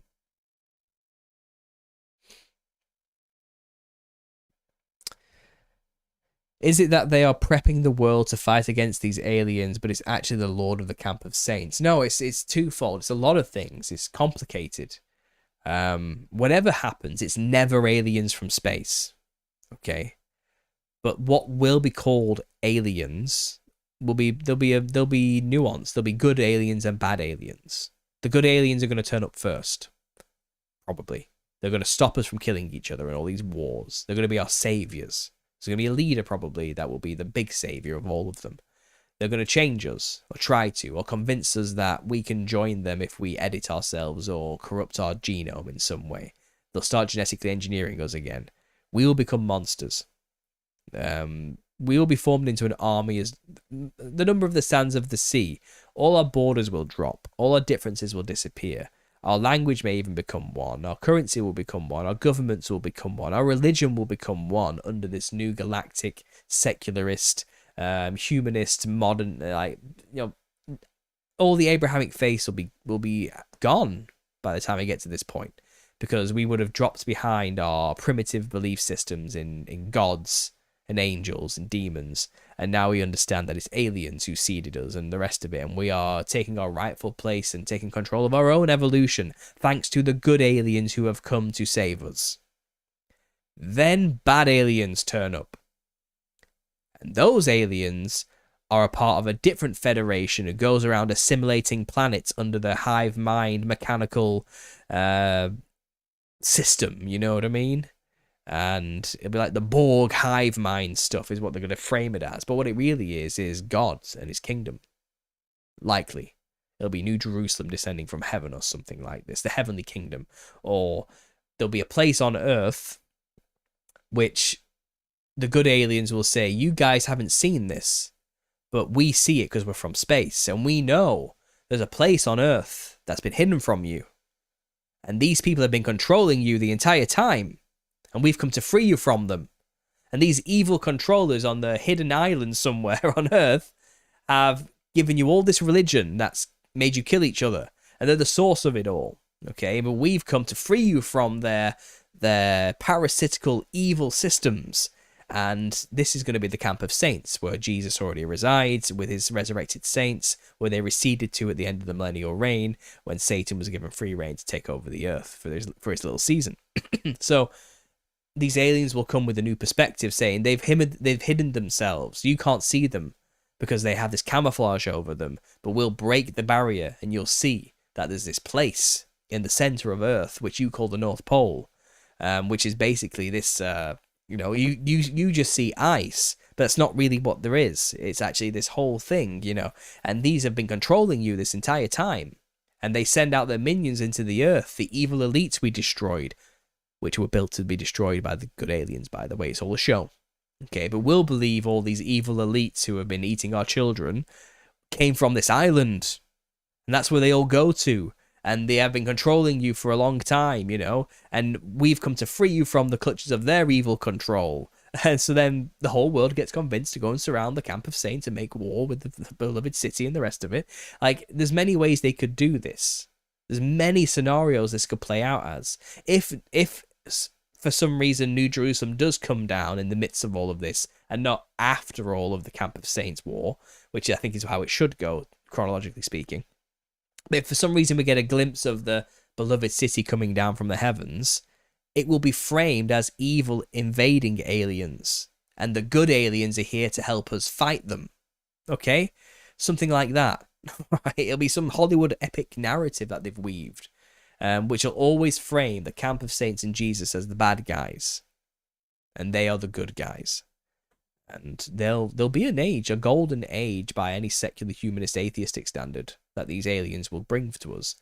They'll conquer death, aging, all the rest of it, you know, all those things, all the fleshly things we desire. They'll give us superpowers. We'll all be able to fly and have super strength and the rest of it. But I don't know if you've seen The Boys, but humans with superpowers can get pretty messy pretty damn quick in reality, I think. But the point is, we will believe that we have become this superhuman, super strong, prepared for evil invading aliens peoples, who can now go and take the fight to the bad guy and win. The truth is, once that whole army's been built by Satan, and we go march up the breadth of the earth and go and surround the camp of saints, they all die. All of them. Fire comes down from heaven, and Jesus wins. The saints win. That's it, and then it's over. Then it's judgment. Final great white throne judgment at the end of time, before the new heaven and earth comes down, and that's it. That's the time of no more tears. That's the blessed hope. That's the thing we're saved to get to be a part of. Okay, that's the thing we should be looking forward to. But to get there first, yeah, man, things are going to get weird. Things are going to get scary. I'm not promising a rapture from all of this. None of that. You may die. That's the reality. I'm sorry to tell you that. But don't worry. Like, that's the worst that's not the worst they can, that's like, the worst they can do to you is that, and that's it. They can't take away your salvation. They can't kill the soul. They can't really, they're already defeated. So take solace in that. You know, that's all we can do. That's all we can do. And of course, help those around you, your immediate surroundings, your loved ones, friends and family, and the rest of it. That's what's in your power, realistically. If you can reach people far afield by doing something like I'm doing now, do it. If you've got the power and the confidence and you think you can be effective at it, go and do it. Okay? If you think you're a more effective writer, write the books. If you're a filmmaker, make the films. If you're a musician, make the music. There's ways we can do this. Okay? But everything I've just said there about the camp of saints and stuff, it's kind of written. It's probably going to go down like something like that. Give or take. Maybe. Like, you know, I don't know how it's going to go. I can't read the future, you know what I mean? I don't have that ability. That's my 60% of not sure, you know, but 40% sure on roughly how it's going to go down. I'm 60% unsure on the details, you know. And that's a healthy way to be. I'm okay with some mystery. I'm okay not knowing everything. I don't know when any of that's going to happen. I don't know. And you can't know. The truth is, I'm not promised tomorrow, neither are you. We don't know. So it's best not to dwell on it, but live now while you're here as best you can and more abundantly. I think there's a long way to go, personally. I do. I think there's a very long way to go yet. And that's just my 2 cents on the matter. Take it or leave it. Take what you want. Take my advice or don't. You probably won't. That's the truth. I know that. I didn't get through all the tips. There's still some there for you to go and sink your mind into and marinate your brain in these ideas and see if it helps you in any way, shape, or form. Bring you some minor peace for what it's worth. But I'm going to leave it there, guys. I'm going to go rest my throat. have some more water, get some sleep, and hopefully I'll feel much better for the live Q&A on Wednesday. There may be a video tomorrow, there may not. Tomorrow is my writing day, to be honest, so I might just focus on writing than releasing a video. But if not, I'll release something on Friday as well. For those who want to support me, please go to Patreon. Some great stuff on there right now. I was on with Sean Kelly, a big podcaster. It was great. It was a good conversation. That is currently available on Patreon. Let's see if I can just get this up. And he's on a Digital Social Hour, I think his podcast is known as. For those who are wondering, he was famous for interviewing the person who channeled the Galactic Federation, and he was keeping that deadpan straight face throughout the whole thing. But yeah, I had a chat with him. That's their early access for you guys, the whole thing, unedited. He'll be releasing his to the public. I have no idea when. I think JT was even on with him, and it's been a month and his hasn't been released yet. But if you're interested to know how that conversation went, it's on Patreon, and it will be there possibly for months. Early access for those who choose to support me on there. Go and check it out. There is a huge backlog of stuff on there for you to go and watch. Here's an episode you will not find on YouTube because the stuff I'm talking about will get you banned. And there's a whole series of that. There I was with Strange Brew podcast as well. More predictions of what's going to happen next. Just predictions. Nothing set in stone. Look, I have a whole backlog of stuff on here you will not see on YouTube. Go and check it out. All right. That's how you can support me. You get something in return. Early access to lots of things. Things to go back years and watch and listen to. They got snippets of the new book are on there as well. I'm posting like chapters on there, which just for patrons only. Go and check it out, guys. That's the best way to support me. It really helps me when you do that. And with the way demonetization's going on YouTube and the rest of it, it means I can keep doing this. Like confidently, regardless of what happens, I can keep going. And that's how you guys can make sure I can keep doing this. Please go to a Patreon, become a patron. It really helps. Or you can buy a book on Amazon, of course, and the audiobook. Or help buy the second book when that comes out too. That also helps me and you get something in return. And look, I don't have sponsors. No sponsors on this channel. I don't do that. I wouldn't take them. I won't. But I can't. Like this is. I still need to, get paid and feed my family and keep the roof over my head and all the basic stuff. Ad revenue's okay. It's going down. Book sales are okay, but they're up and down as well. There's no consistency, but Patreon is that one thing where I can say that many people want to support me and keep me going, motivate me, and it's consistent every month. So please consider becoming a patron. That's the best way to support me, guys. And I'll leave that there for now. Thanks for listening. I'll be back in the week. And as always, God bless.